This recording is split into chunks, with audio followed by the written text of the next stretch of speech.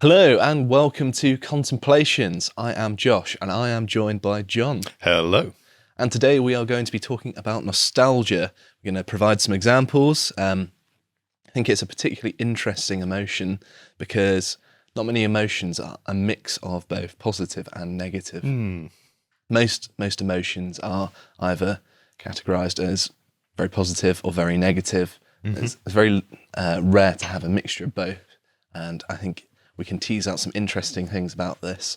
Also, we're going to look at whether it's good or bad, whether people feel this emotion, and we're also going to look at some of the supposed implications of it on politics, because a lot of the so-called research on it is very much biased, and I've had to suffer through an inordinate amount of left-wing academic literature. So yeah, the left wing is obsessed with discrediting nostalgia, particularly in post-colonial studies. And I find that rather interesting, the fact that they've been so fixated on this for decades. And the right wing has just sort of not paid much attention to it. So it's kind of a weird partisan issue because you look at any of the literature on nostalgia and they're using it to explain any kind of populist or right-wing movement. discredit it, basically. Yes, exactly. Oh, it's just nostalgia. But then, that kind of attitude. but the motivation for that thing is nostalgia, not a relevant Exactly. But thing. Often they are right that there is a nostalgic motivation there. But the question is, why is that such a bad thing? And in left-wing circles, it seems to be taken for granted, partly because of this weight of academia, that it is such a bad thing. And I think we should challenge that. And I think in looking at nostalgia, it'd probably be helpful for us to tease out exactly what it is and what effect it has on people when it's triggered and when it might be useful, when it might not be. So I know I certainly feel nostalgia quite often for things. I don't know whether is it a feeling you feel particularly often? Well, I suppose I don't have much of a frame of reference, do I, having only had one life? But I think that in a place like Britain, where you're surrounded by so much history all about you, like 1,000-year-old churches and things like this, then it's probably more often that you feel nostalgia here than somewhere where there is less visible history. But first, I feel like I should probably define it as clearly as possible. I'm sure everyone knows roughly what it is, but it's good to be on the same page. So the Cambridge Dictionary definition is simply a feeling of pleasure and also slight sadness when you think about things that happened in the past. So it's very clear what the dictionary definition is anyway.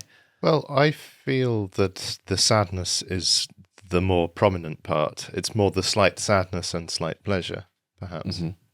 Or slight sadness relating to past pleasure, or something like that. I don't know. I think from my own personal experience of nostalgia, it's normally a pleasant emotion. I think that there might be a longing for the past attached to a certain memory, but to kind of dwell in pleasant memories, which nostalgia often is. You're not nostalgic for bad things happening to you. That would be a bit maladaptive, wouldn't it? It's sure, but I feel that the sadness is predominant because it's a recognition of in that emotion of something lost. Would be my feeling. Well, yeah, because I suppose you wouldn't be nostalgic for something that still exists. Yeah. So there are lots of things that you value that you've not necessarily lost. But if you look back on the past and it's still there to this day, then sure, you may have some pleasant memories attached, but it wouldn't evoke nostalgia. It's something important, something that you value that seems to no longer be there in the same form. But you would emphasise the positive aspect of it, you think? Perhaps, but that might just be that despite being very cynical about politics, interpersonally I'm quite optimistic. Well, I don't know. I think, I might be in the wrong here, so to speak. I might be more unusual in that I consider it as something negative because I associate it more strongly with loss. Maybe more people associate it more strongly with the former experience and the pleasure of that time. I think it depends on how you're viewing the experience of recollecting something, because actually dwelling in the memory and almost revisiting it like you're there in your kind of mind's eye, you almost feel like you're experiencing it again to a lesser extent. Right. And therefore you can kind of lose yourself in the memory a little bit and that can be quite pleasant because Sure. you can almost experience something on demand, which is a pleasant memory. And that's quite a nice power to have. Say you don't feel very happy or positive, you can just sit down and think of pleasant things that sure you might make you feel a little bit sad that it's no longer the case, but it could also have a positive effect on you. So Yep. Absolutely. You were probably going to answer this later on, but I was wondering if there's a clear evolutionary argument for why we feel nostalgia. I may as well get onto it now, but it's kind of hypothesized that obviously we don't know for certain, as with many evolutionary things, because you can't carry out direct experiments, can you? But it's assumed that its association with past memories and positive past memories might have some survival benefit. One for restoring motivation.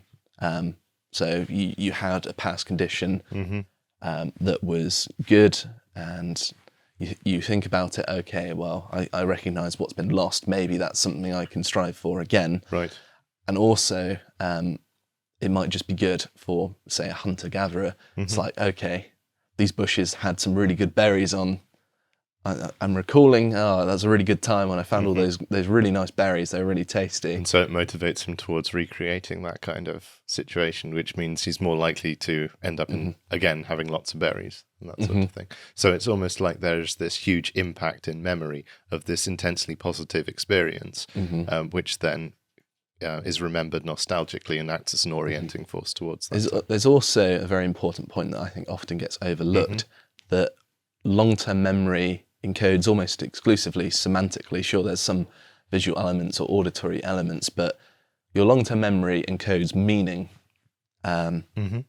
which is important because nostalgia relates to your past and largely things that are in your long-term memory, and your short-term memory, just for frame of reference, only holds things for about 30 seconds at most. That's its capacity. Mine probably far less so. But what was this podcast about again? I can't remember. But no, anything that's held in your memory for longer than 30 seconds is stored in your long-term memory. And of course, is there no intermediate stage between long-term and short-term memory? So there's something called like an executive control function, which kind of is involved in the transfer of things from short-term memory to long-term memory. But usually it's not a deliberate process, is it? You're not deliberately trying, unless you're if you're learning studying. a language. However, the key thing there is repetitions. Yes. And this is something that suggests that it's involving your unconscious mind far more. It's trying to prime it into uptaking this information into your long-term memory by making it a more significant event, by repeating it again and again and again.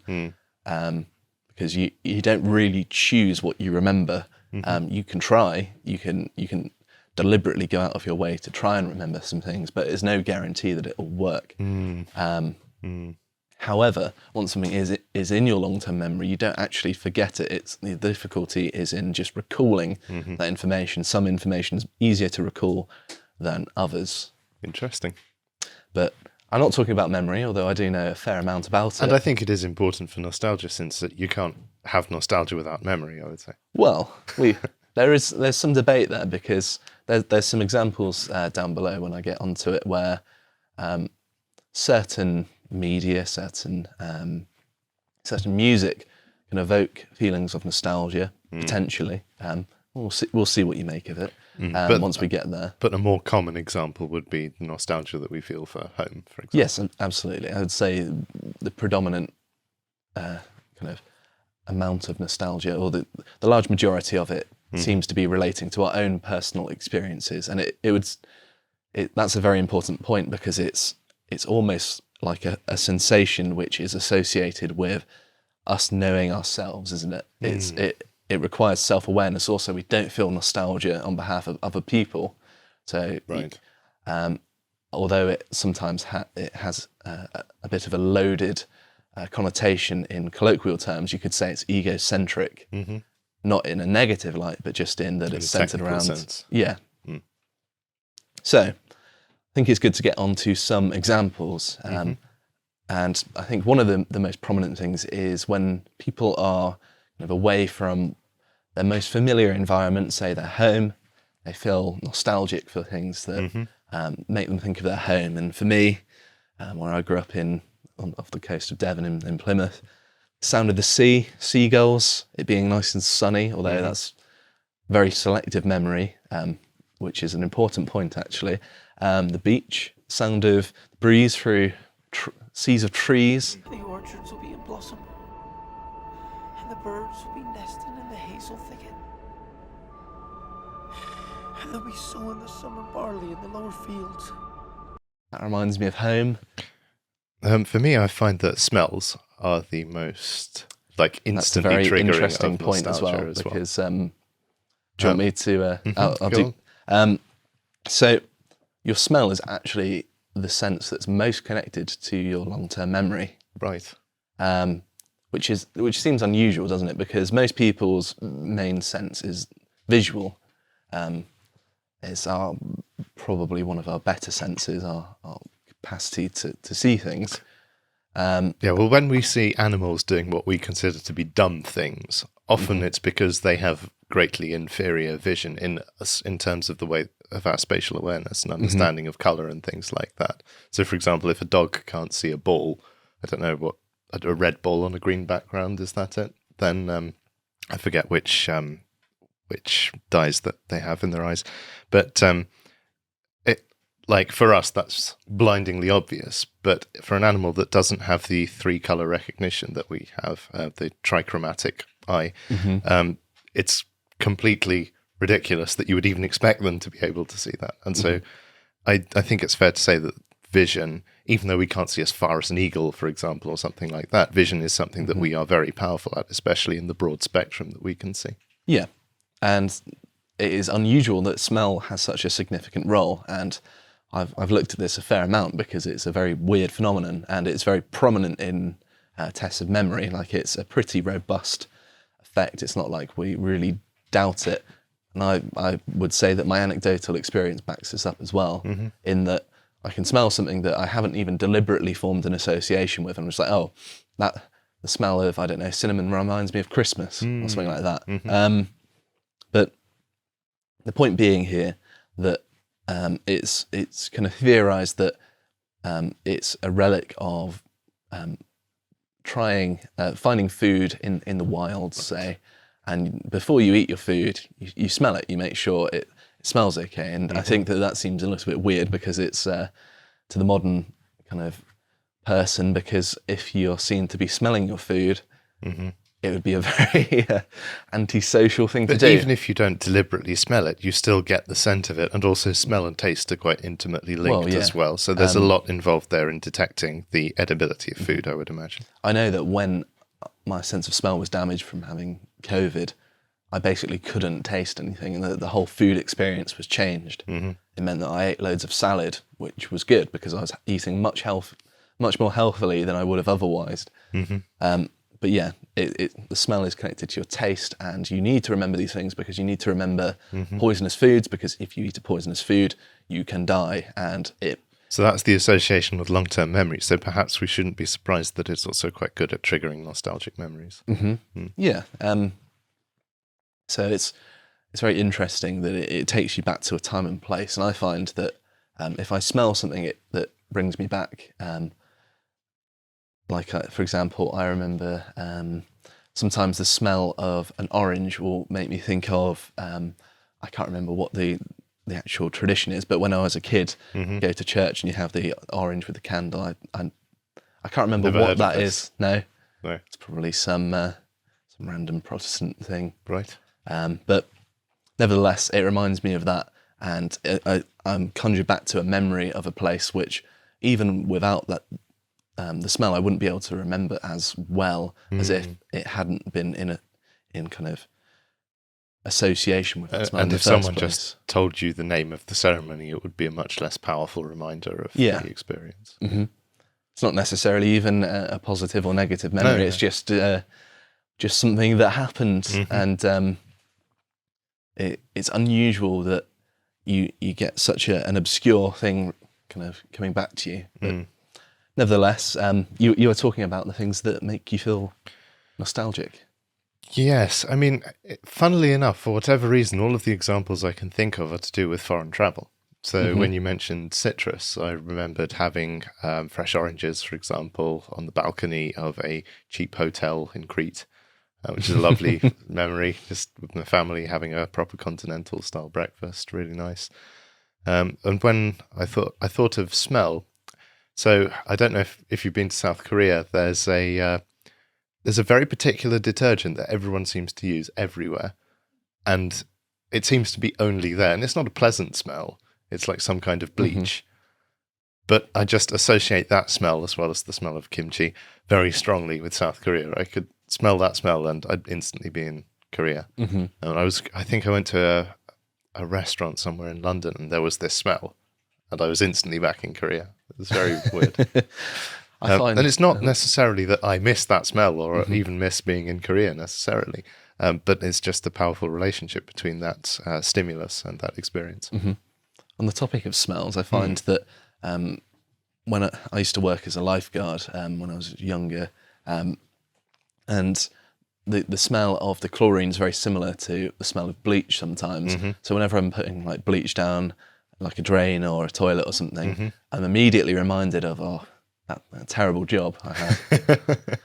But it's a weird one because that's not even like a positive memory. I hated that job. Right. It was terrible, and I was terrible at it as well. Oh dear.